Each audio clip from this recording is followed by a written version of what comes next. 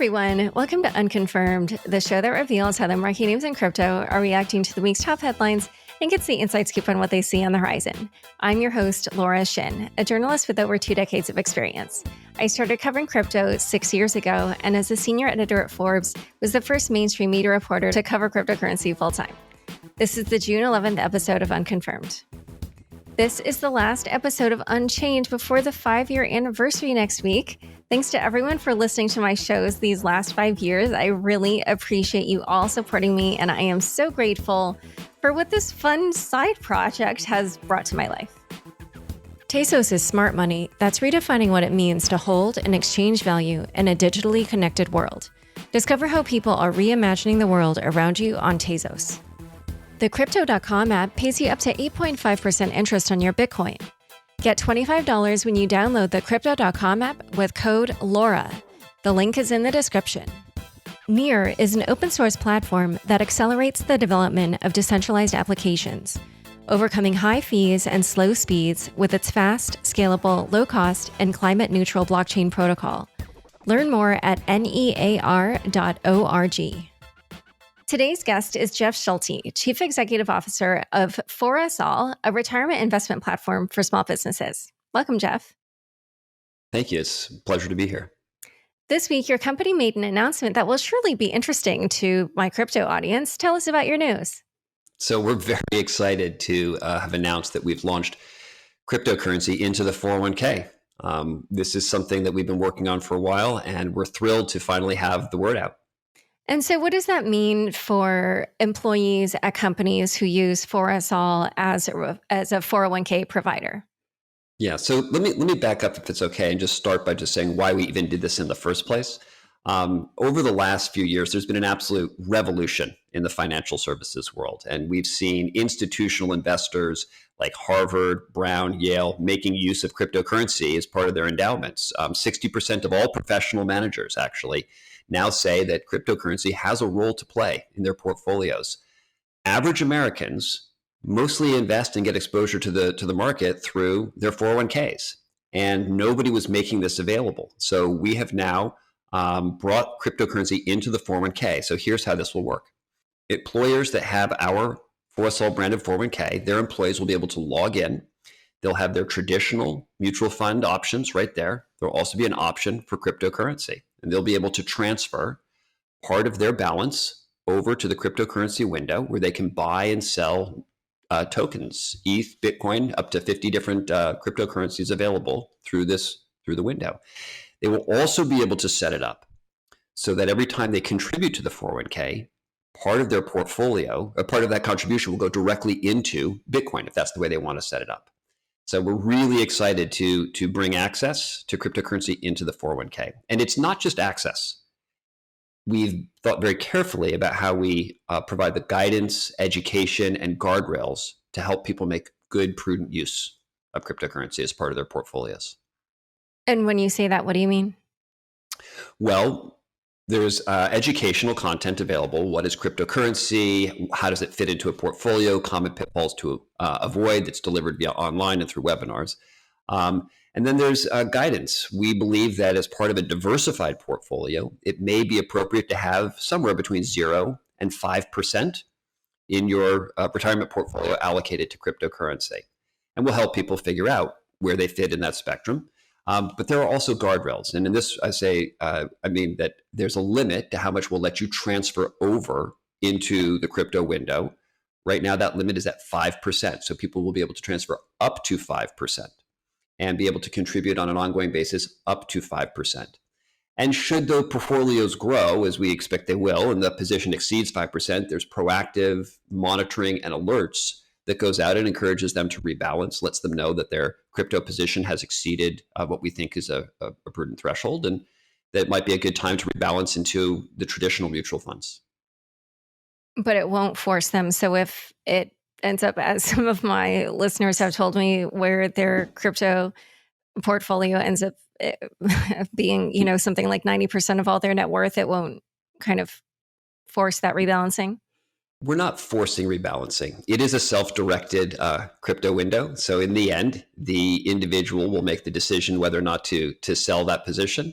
but we will, cap how much they can put in there. And if it goes to 90% of their portfolio, well, we think that's an extremely aggressive position to take, and we would strongly encourage them to take some of those gains and rebalance them into their traditional funds.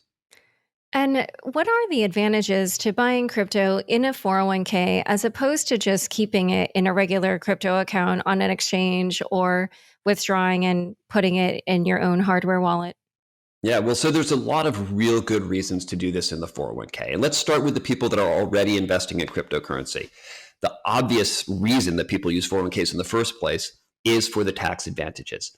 And many people don't realize this, but in a 401k, you can put in money on a pre-tax basis, which is what most people do.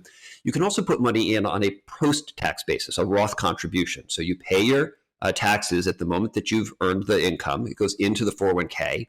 You can then invest that into cryptocurrency, among other things.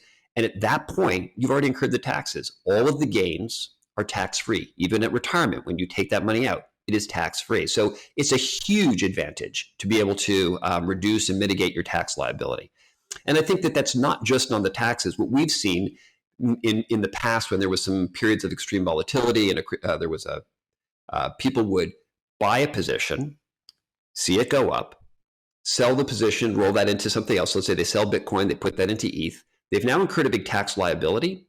If that ETH then goes down, they may sometimes have to sell at a loss to cover the tax liability that they had. So in a 401k, all of this goes away. The tax issue is solved. So that's one. But here's the second thing, and that is we know there's a ton of people that are what I will call crypto curious.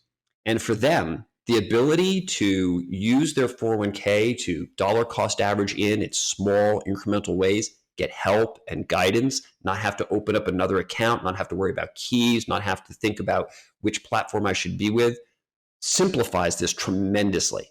So we think this is actually a huge step for bringing more and more people into the crypto ecosystem.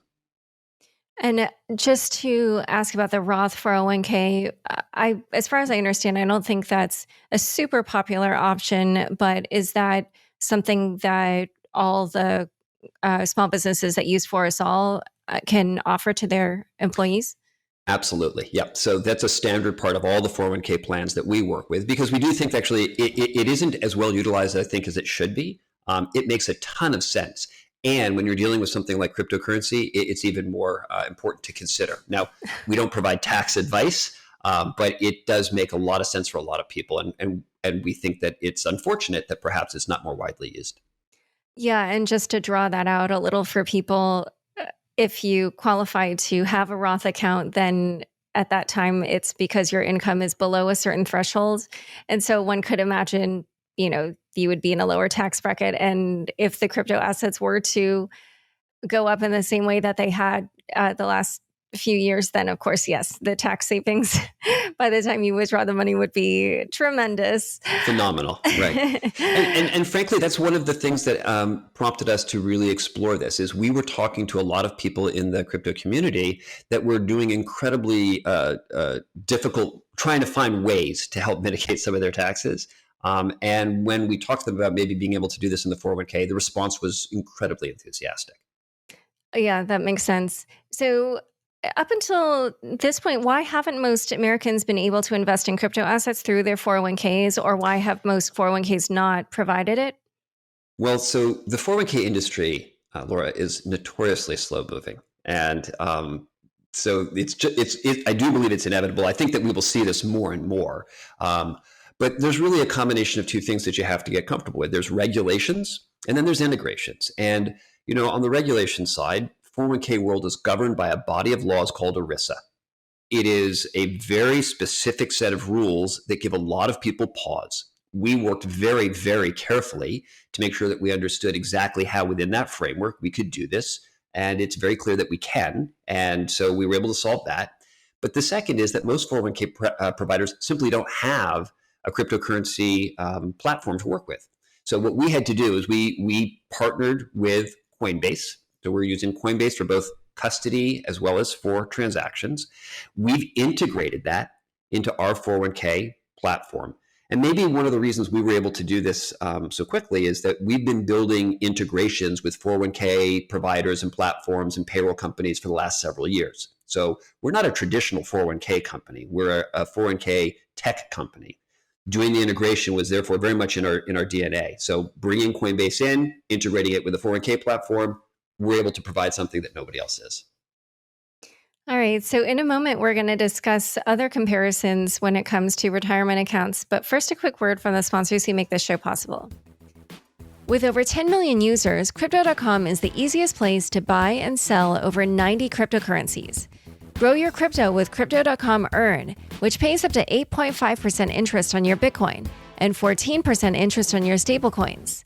When it's time to spend your crypto, nothing beats the Crypto.com Visa card, which pays you up to 8% back instantly and gives you 100% rebates for your Netflix, Spotify, and Amazon Prime subscriptions. Download the Crypto.com app now and get $25 by using the code LAURA. The link is in the description. Did you know nearly $338 million worth of NFTs were sent last year? And in 2021, that number is growing faster than ever.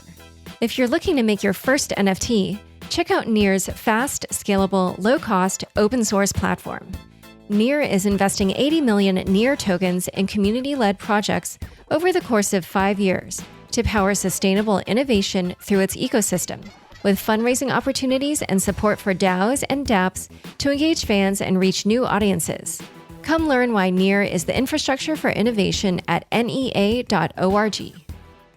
Back to my conversation with Jeff Schulte. So there have been a few Bitcoin IRAs that have also come out in recent years. How is the alt 401k different? So that's a great question. I'd say that the alt 401k is different from self-directed IRAs for a couple of reasons. I mean, it's maybe two or three primary things. A self-directed IRA is a great vehicle, but that's for an individual. And there are limits to who's eligible and how much you can contribute to that. But mostly that's a great solution for a person that is proactive to go out and find it and take advantage of it. The 401k allows you to contribute substantially more to it. It's available through your employer, and therefore it's a lot easier and more accessible for most people. I'd say the other key thing is, in the 401k world, we are providing institutional pricing. So the costs of the cost of this through the 401k is substantially less than the self-directed IRAs that we've seen out there. So you can contribute more at a lower cost. And this is maybe the most key thing. With the 401k, you can do the ongoing contributions with every paycheck. And that's just not something that you can do as easily in a self-directed IRA. So we think those are some important differences, but I have tremendous respect for the folks that are also doing this in the self-directed IRA world, and hats off to them too. And so one thing that listeners have heard me talk about is early on, I had been pitched a Bitcoin IRA, and the fee on that was 15% of the assets that you transferred over. And that, really struck me as being outrageous, frankly. So what are the fees when it comes to the alt 401k? Yeah, so first of all, for the employer, there's no extra fee. For employees that choose to use it, there's a 1% platform fee per year. So that's 8.3 basis points a month. And then there is a 50 basis points transaction fee. So we've worked really hard to try to keep the costs, we think, very low and competitive. And we think that that's part of the reason why doing this in a 401k makes sense, institutional pricing. And so who is this available to? Is it available only to employees at companies that use ForUsAll as their 401k service provider? Today, yes. It's only available to companies that choose to hire ForUsAll as their 401k provider. We're thrilled to see so many people doing that. 60% of all the people we talk to have said that they want to have cryptocurrency as part of the 401k. But certainly we are looking at how we can expand that. And we have some exciting plans in the future that I'd love to come back and talk to you about some other time. But right now, the alt 401k is the only place to get this. And so how many companies is that, and how many employees does that cover? So today we reach over 70,000 employees across hundreds of different companies, and we'll be turning this on for our customers starting in July. we expect that we'll see broad adoption across all of them. When you went to create this, was it because you were seeing demand from those companies, or was it just you were looking to service what you believe will be upcoming demand? It's really a combination of both. I mean, I'd say a really big part of this was just observing what's going on with professional and institutional investors. And I'd say that, part of the reason it started the company in the first place was to give average Americans some of the same access and help that the professionals do. That's really why the company's been called ForUsAll. It really came out of that ethos. So when you start just looking around at what's happening and you recognize that people like the Yale endowment are putting well beyond, I mean, they're putting 50, 60, 70% into alternative investments. And then you look at what's going on in the 401k. Oh, and part of the reason they're doing that, Laura, is the pool of publicly traded companies, which is what the mutual funds are all invested in, has been shrinking over time. There's actually fewer publicly traded companies today than there were 10, 15 years ago. So you see the institutional investors, they're doing this. They're making good use of this for a good reason. That was one of the first clues. The second is we started talking to employers. And as I mentioned, 60% of all the employers we talked to said, I want to do this. And they want to do this for a whole host of reasons. But we also started talking to the employees. And employees also said, I'm extremely interested. In fact, you look today, 49% of millennials are already using cryptocurrency. And they're asking us, why can't I do this in the 401k? Frankly, it was everywhere. I mean, the real question is, why hasn't anybody done this before? So once we started seeing all of those pieces, and we said, well, okay, you have to figure out how you do it with the regulations. You have to figure out the technology. You got to but we could do all that because of what our background is. So it was really a combination all around. I expect that over time, the interest and demand for cryptocurrency will continue. I mean, this is, to me, we have crossed the Rubicon. It is absolutely irreversible. And there's going to be some, I think, really key benefits to incorporating it into the 401k. We're the first. We expect that this will become commonplace over a period of time. 401k industry doesn't move that fast. As I'm sure you know, the saying goes, not your keys, not your coins. How is the security for these crypto assets handled? So we are, there's no separate account that they're creating, and there's no keys that the folks have to keep track of. It's all on the Coinbase Prime platform. Assets are held in cold storage, except for those moments when they're being traded, in which case they're briefly moved into a hot wallet. So, when we were looking at who the potential partners were, security was clearly one of the key things that we had to evaluate, and making sure that we could do this in a way that was both really simple, easy, and convenient, but also extremely secure. It was critical. So you're starting with 50 cryptocurrencies on offer. How are you determining what to offer, and how will you determine which new ones to add? That's a great question. So we're certainly not making everything available. That's, not everything on Coinbase will be available. One of the roles that we play as a fiduciary to the 401k plan is to review and evaluate and monitor which tokens, cryptocurrencies will be available in the 401k. We have an investment committee that has a process that they run to make that determination. And it really comes down to a combination of factors. In the end, though, I would say part of it is market cap weighted, part of it is coin utility. Things like Doge will not be available. So we're clearly applying a screen in a subset. And then we'll evaluate that on a quarterly basis and make determinations as to what to include going forward. And can you elaborate on that? Like, why Doge? Because I was going to ask you if you were going to offer Doge. It's a question that comes up a lot. I mean, this would be a better question for some folks of our investment committee to answer. But when you look at Doge, I mean, this is a coin that clearly was created as a novelty. It's a meme. It's got entertainment value. So it's not something that we think is appropriate.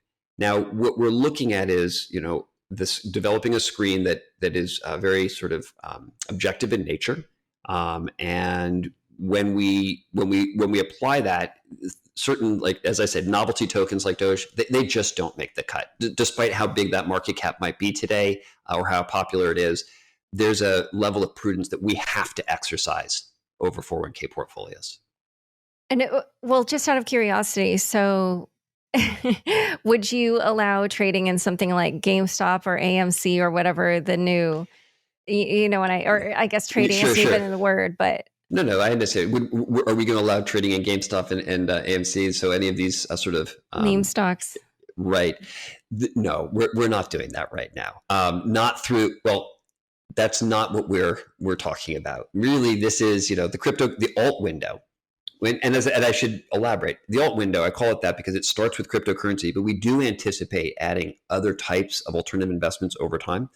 It is not, we're not catering to every whim on the internet.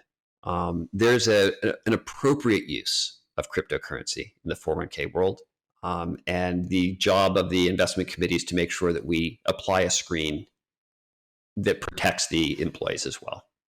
And so if a Bitcoin ETF and other ETFs representing other crypto assets came out, how would buying those differ from holding these assets directly in a 401k? And which do you expect would be more appealing to investors? So this is a good question. So a Bitcoin ETF or a cryptocurrency ETF, at some point, someone will get one of these things approved and it'll become an option. But I think there's a couple of issues with what we've seen anyway. The first is that many of the ones that you even just mentioned focus on one, truly a Bitcoin ETF. What we've seen is that there's a real interest in being able to hold a diversity of altcoins. So we wanted to make sure that they had a choice. That's part of why we decided to work with Coinbase. The other is that what we've seen so far is some of these products do have an issue where they're trading at a discount to their NAV, and they're quite expensive. So we believe that that's a reason why in some cases these products are perhaps not the best option for employees at all. But I think really the key thing is it has to do with the fiduciary risk. And when the 401k that we're providing with a cryptocurrency window does not increase the fiduciary risk to the employers. When you choose to make an investment like an ETF available in the 401k, that's a fundamentally different decision for the employer than choosing to make an alt window available. Making an alt window available is what's called a settler decision. It just means it's like an administrative decision. Making a mutual fund available, that's an actual fiduciary decision. And because of that, we think that most employers are going to prefer a solution where they're not taking that fiduciary position. Does that make sense? Interesting. I don't know if I fully understand that distinction. I mean, one, they're both going to be available, but you're just saying by virtue of the fact that the ETF is focused on one crypto, is that what the fiduciary decision is?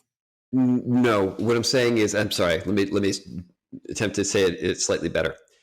Choosing to make a mutual fund available in the 401k is a fiduciary decision. When you choose to make a fund part of the lineup, that's a fiduciary decision. Choosing to make a self-directed crypto window available is a totally different type of decision. Exactly. And so by making this a self-directed window that the employees ultimately choose to use helps reduce the risk for the employers. Really, it's a different type of decision. And so that's one of the reasons why we think that this is the right approach for retirement plans. All right. So you've kind of hinted that you have plans to go deeper with crypto. Can you give us a sneak preview of what those other crypto features might be? Well, what I will just say is, sure, there's two things that I think we're very excited about. Today, what we're going live with provides education, guidance, and help for employees. We will be introducing a solution that we can actually manage it for them. So if people want exposure to crypto, but they don't want to make the decisions as to exactly which coins to buy, we will have a managed solution for them. And then, I think what we really look at is it's about trying to provide access as broadly as possible. Today, we're very excited to make this available through the ForUsAll 401k. I think we'll be looking at how we can go beyond that and possibly being able to make this more broadly available without having to switch your 401k plan to us. All right, great. Well, I look forward to seeing your future news. Thank you so much for coming on Unconfirmed. Thank you very much for having me. Don't forget, next up is the weekly news recap. Stick around for This Week in Crypto after this short break. Tezos lets you easily exchange smart money throughout our digital world. A self-upgradable blockchain with a proven track record, Tezos seamlessly adopts tomorrow's innovations without network disruptions today. Because of this adaptability, engineers, conservationists, entrepreneurs, collectors, game developers, and artists from around the world are building, creating, and using Tezos every day. Discover how people are reimagining the world around you on Tezos.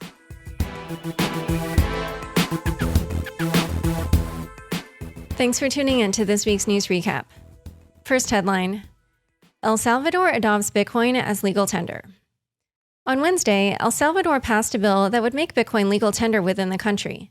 The decision comes only days after President Nayib Bukele announced his intention to send such a law to El Salvador's Congress via video message at the Miami Bitcoin conference, and just hours after posting the proposed law on Twitter. The Bitcoin law regulates Bitcoin as unrestricted legal tender and makes El Salvador the first country to adopt cryptocurrency in such a manner. In addition, the new Bitcoin law would allow for tax contributions to be paid in Bitcoin, exchanges in Bitcoin without capital gains tax, prices to be expressed in Bitcoin but accounted for in USD. What's more, in Article 7, the bill mandates the acceptance of Bitcoin for goods and services, saying, quote, every economic agent must accept Bitcoin as payment when offered to him by whoever acquires a good or service. In Article 8, El Salvador effectively backs the risk of accepting Bitcoin as payment by offering its businesses instant convertibility of Bitcoin to USD if they wish. As Preston Byrne, a partner at Anderson Kill Law, pointed out on Twitter, El Salvador is dumping its dollars for Bitcoin by providing a means for merchants to accept BTC but receive USD from the state. While groundbreaking, the El Salvador's Bitcoin move did catch the attention of the International Monetary Fund. According to Reuters, an IMF spokesperson told reporters, quote, the adoption of Bitcoin as legal tender raises a number of macroeconomic, financial, and legal issues that require very careful analysis. Next headline: BlockFi's valuation has skyrocketed 11x since last August.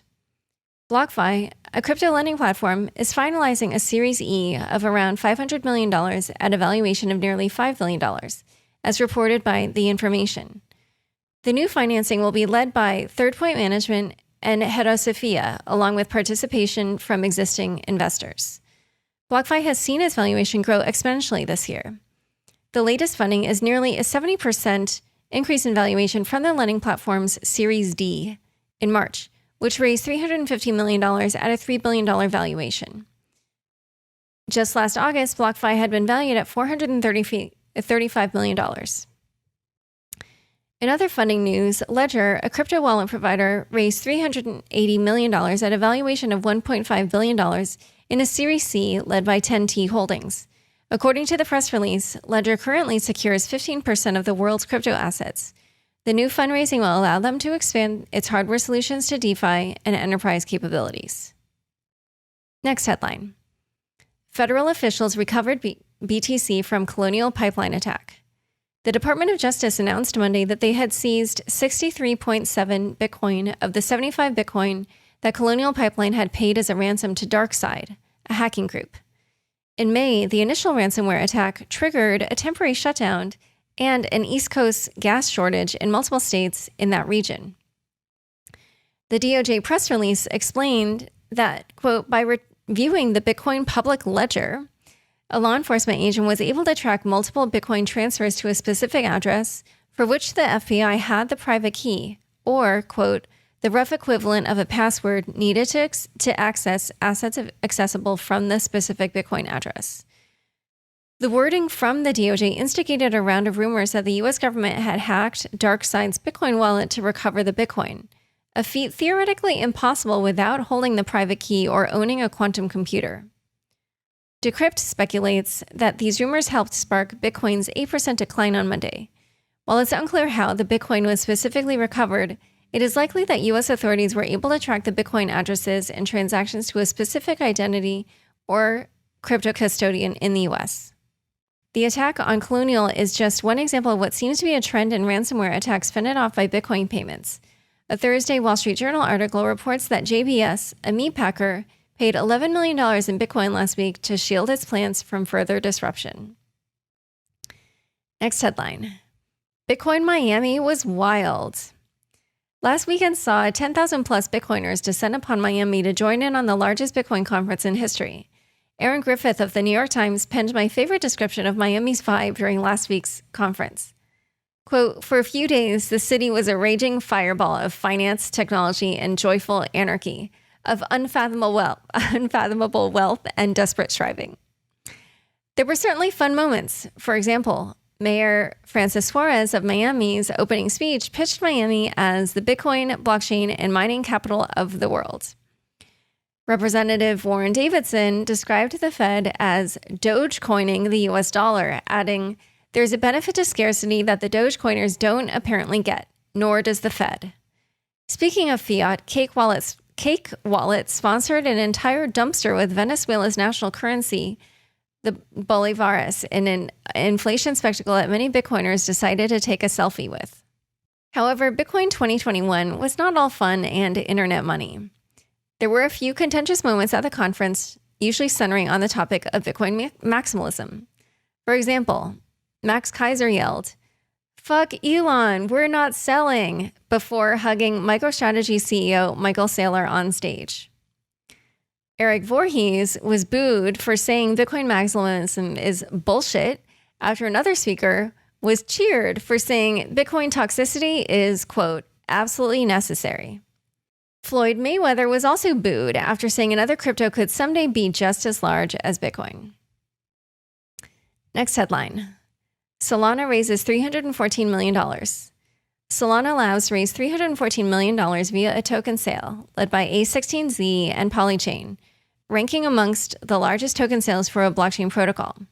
The raise was suggested earlier this week by Decrypt, which reported that Solana was looking to raise anywhere between $300 million and $450 million.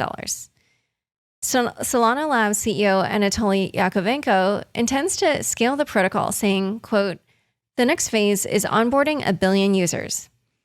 That number would undoubtedly make Solana a staunch competitor of Ethereum in the race to become the DeFi ecosystem.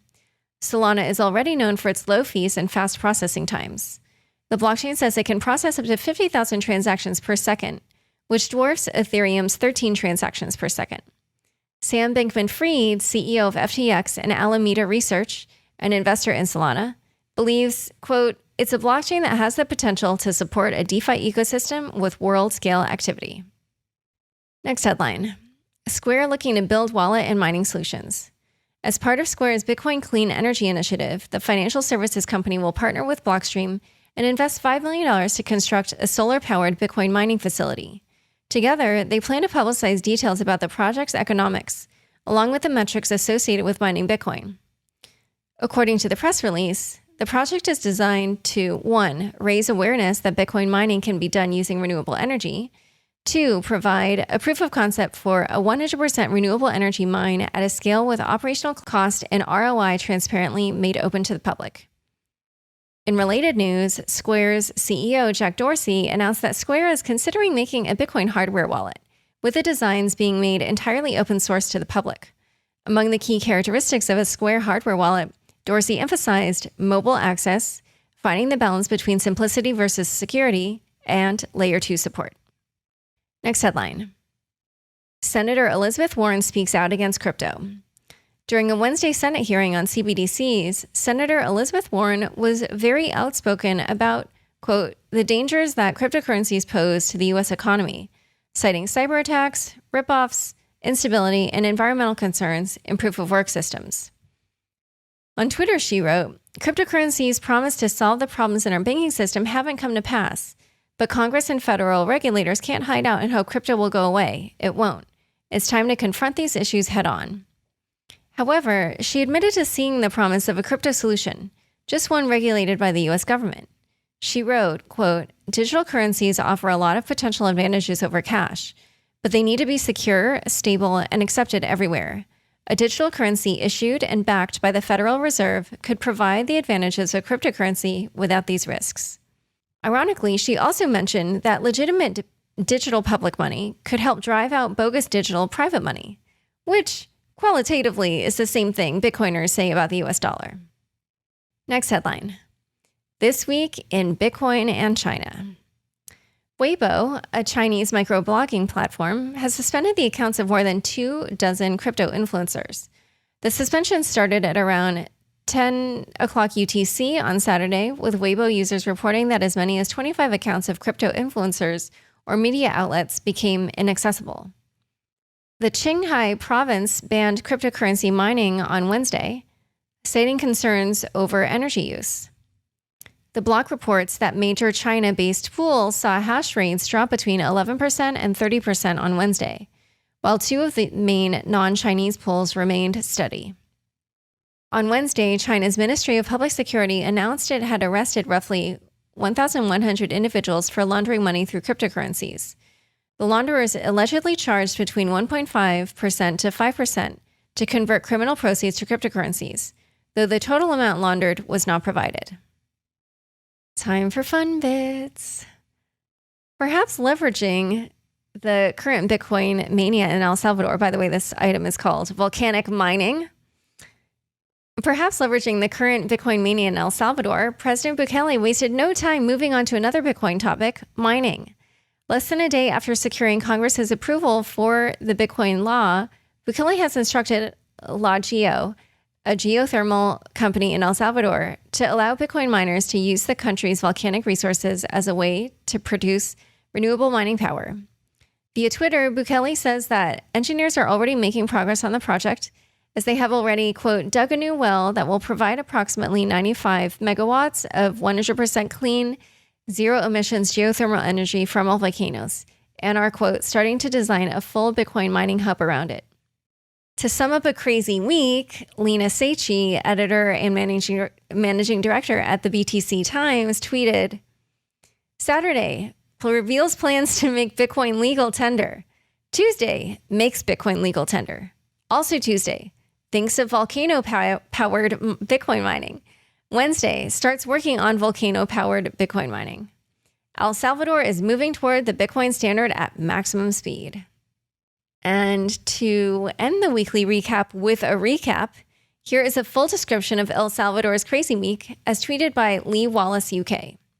So yesterday, Tuesday, Nick Carter started a Twitter space out of boredom while making pork chops. A couple of hundred of us jumped in and talked about the Bitcoin law. Then Caitlin Long found out the law was being voted on in Congress live while we were talking. Then Juice F. Bukele entered the space, the brother of the El Salvador president, and chatted with us plebs.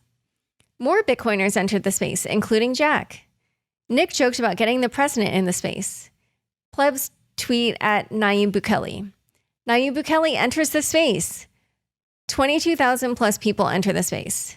Nick, A. Pompliano, Caitlin Long, Alex Gladstein, and others discuss the law and share ideas about Bitcoin adoption. Pomp asks Nayib about mining Bitcoin in El Salvador. Nayib suggests possible volcano mining options. Bitcoin law passes 66 of 84. Nayib leaves the space, not before telling Nick he is the boss by presidential decree. Nick allows Nayib to leave and get back to changing the lives of millions. Nick closes the space and goes to bed. I'm not sure if the pork chops got eaten. All right. Thanks for tuning in. To learn more about Jeff and ForUsAll's Alt 401k, be sure to check out the links in the show notes. And heads up, everyone, the Unchained newsletter has switched from a weekly news recap to a daily blog in order to keep up with the crazy pace of crypto news. Each morning, you'll get 4 to 5 quick headlines, a crypto meme or two, and a few recommended reads. Head over to unchainedpodcast.com, and the sign up for the email newsletter is right on the homepage. You can also find the link in my Twitter bio. Unconfirmed is produced by me, Laura Shin, with help from Anthony Yoon, Mark Murdoch, and Daniel Ness. Thanks for listening.